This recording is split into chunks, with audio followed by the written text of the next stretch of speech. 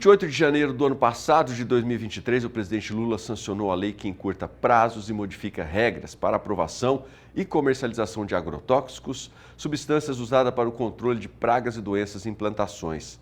A nova lei foi sancionada com restrições que desagradaram a indústria e também a bancada ruralista, principalmente por retirar do Ministério da Agricultura a centralização de alguns processos, como as reanálises de riscos e alterações nos produtos químicos. A nova regra também gerou diversas dúvidas aos produtores do país em relação à situação dos fertilizantes. Segundo o mapa, o país é responsável por cerca de 8% do consumo global de fertilizantes, ocupando a quarta posição, atrás apenas da China, Índia e dos Estados Unidos. Mas o primeiro passo é entender que fertilizantes não são defensivos agrícolas e que os dois possuem funções diferentes na propriedade. Sobre esse assunto, nós vamos conversar agora ao vivo pela internet com o coordenador geral e científico da NPV, a Nutrientes para a Vida, o Walter Casarini, que já está aqui plugado com a gente, conectado com a gente aqui para falar ao vivo sobre este assunto que, sem dúvida nenhuma, causa muita dúvida ainda e que é muito bom a gente trazer esse assunto para ser discutido aqui. Eu vou começar perguntando qual que é a diferença entre fertilizante e agrotóxico, porque o termo agrotóxico e por que o termo agrotóxico é tão polêmico. Um ótimo dia, seja muito bem-vindo, prazer recebê-lo aqui no Bom Dia Produtor. Muito obrigado, Adriano, é um prazer muito grande estar conversando com você, com seus ouvintes. Realmente esse é um tema que tem gerado bastante dúvida, porque a população, de uma forma geral, coloca tudo dentro do mesmo balaio, tanto fertilizante quanto agrotóxico. E é sempre bom e importante a gente separar esses dois, né? Eles têm uma importância muito grande na planta, numa cultura, na produção agrícola, que a gente sabe que o Brasil hoje é um potencial produtor agrícola de alimento no mundo todo, mas cada um tem a sua função. Então, quando a gente está falando de fertilizantes, nós estamos falando do alimento da planta. E quando nós estamos falando do agrotóxico, nós estamos falando, né, do remédio da planta. Esse termo agrotóxico não é uma coisa que eu gosto muito também, não, né? Isso veio lá atrás e já estava incorporado na legislação como o termo agrotóxico. O mundo todo trata o agrotóxico como um pesticida e não como agrotóxico, mas ainda eu prefiro como um defensivo agrícola, né? Eu acho que é um termo que cabe melhor, porque sempre quando a gente tem alguma coisa que é tóxico, já cria uma certa rejeição por parte do público. Adriano, só deixando para conhecimento das pessoas, né? A NPV, a Nutrientes para a Vida, é uma iniciativa que tenta conversar com as pessoas da cidade para informar a importância que os fertilizantes têm, não só na vida das plantas, né, na saúde das plantas, mas também na saúde humana e na saúde dos animais, porque se faltar alimento, se faltar os nutrientes, a planta não produz. Então nós temos a necessidade, né, de estar informando isso, porque é do solo que o nutriente vai para a planta e da planta vai para o nosso prato. Então, essa é a nossa grande função dentro da Nutrientes para a Vida. Legal, Walter. É importante deixar claro para o pessoal de casa também que num país com as dimensões agrícolas que nós temos e que produz o que nós produzimos, seria praticamente impossível a gente alcançar os números que nós alcançamos hoje sem a presença desses produtos no nosso dia a dia, né? E não podemos esquecer que o solo brasileiro é um solo pobre.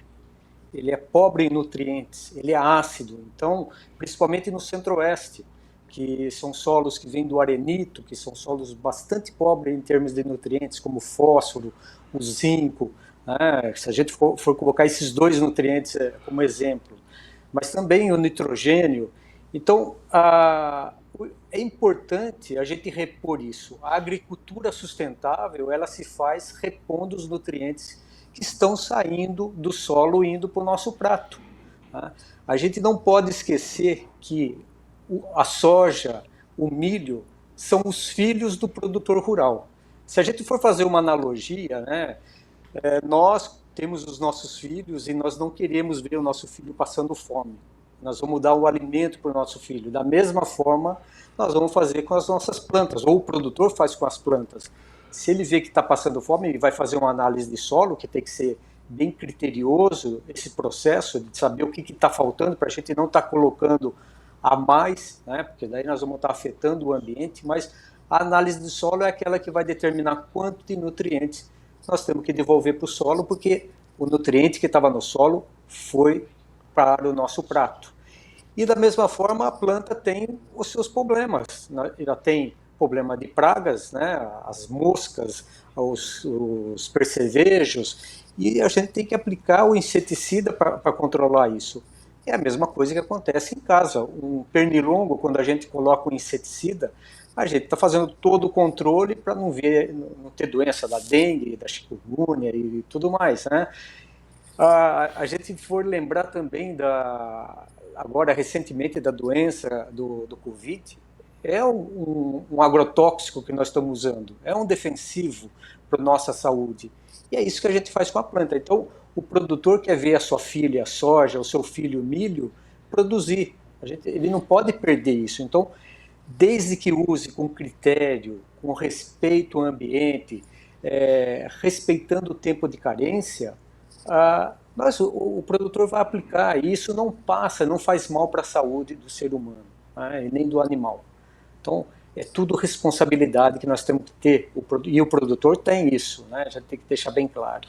Sem dúvida nenhuma. Bom, uma das principais reclamações, Walter, da bancada ruralista é a redução do tempo de análise para aprovação de defensivo agrícola no Brasil. Afinal de contas, essa redução deve beneficiar ou prejudicar a indústria e os produtores? Não, ele vai beneficiar, porque